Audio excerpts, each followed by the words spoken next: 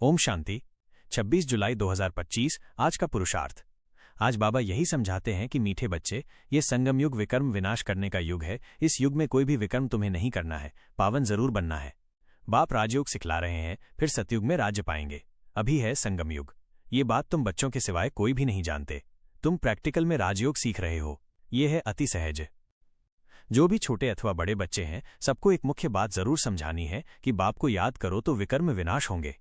जबकि विकर्म विनाश होने का समय है, तो ऐसा कौन होगा जो फिर विकर्म करेगा? परंतु माया विकर्म करा देती है, समझते हैं चमाट लग गई, हमसे ये कड़ी भूल हो गई। जबकि बाप को बुलाते हैं कि हे पतित पावन आओ, पतित ही बुलाते हैं आकर पावन बनाओ। क्रोधी नहीं बुलाते, बाप भी फिर ड्रामा प्लान अनुसार आते हैं।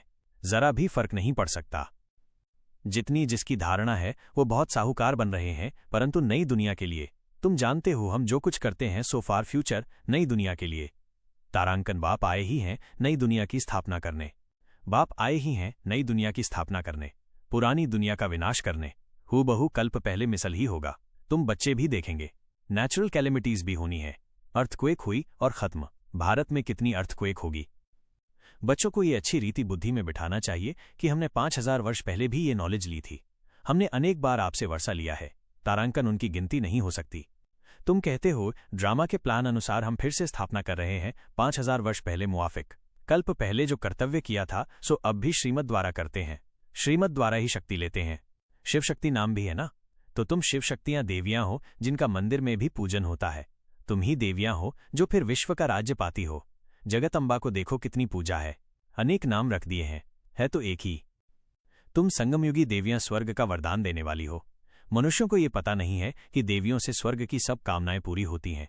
तुम देवियां हो ना, मनुष्यों को ज्ञान दान करती हो जिससे सब कामनाएं पूर्ण कर देती हो। बीमारी आदि होगी तो देवियों को कहेंगे ठीक करो, रक्षा करो। अनेक प्रकार की देवियां हैं। तुम हो संगमयुग की शिव शक्ति देवियां।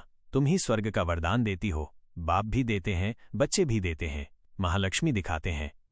अभी तो तुम सारे सृष्टि चक्र को जान गए हो। पढ़ाई सिर्फ स्कूल में नहीं पढ़ी जाती। टीचर सबक लेसन देते हैं घर में पढ़ने के लिए, जिसको होमवर्क कहते हैं। बाप भी तुमको घर के लिए पढ़ाई देते हैं। दिन में भले धंधा आदि भी करो, शरीर निर्वाह तो करना ही है। अमृत वेले तो सबको फुर्सत रहती है। सवेरे सवेरे 2-3 बजे का टाइम बहुत अच्छा है। उस समय उठकर बाप को प्यार से याद करो। जो बच्चे अविनाशी ज्ञान रत्नों से भरपूर हैं, उन्हें ही अतीन्द्रिय सुख का अनुभव हो सकता है।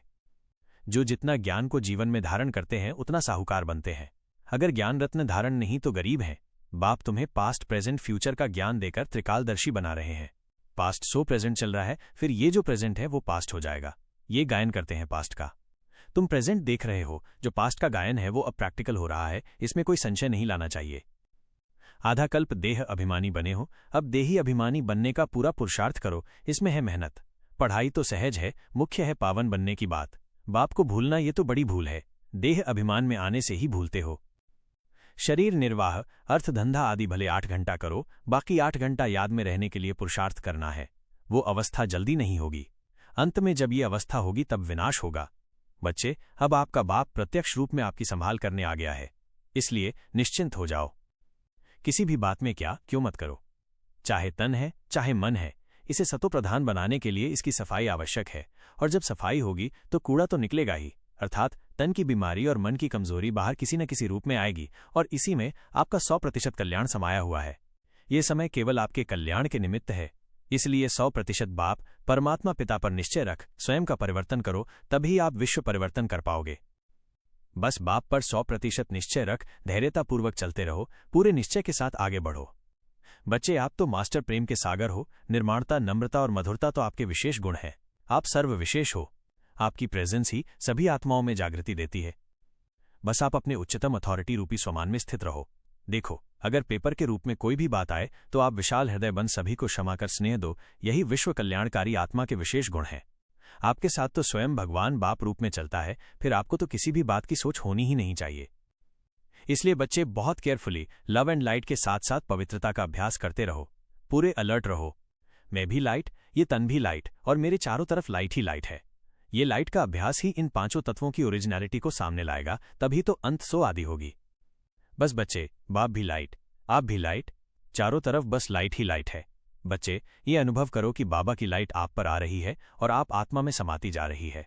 इसे कहा जाता है चिड़ियाओं ने सागर को हप कर लिया। अर्थात शिव बाबा की लाइट लेते लेते लाइट स्वरूप ही बन गए। बस बच्चे, ऐसा अभ्यास करते रहो। कर्मातीत अवस्था हुई तो फिर ये शरीर ठहर नहीं सकेगा, छूट जाएगा, क्योंकि आत्मा पवित्र बन गई ना। ओम शांति।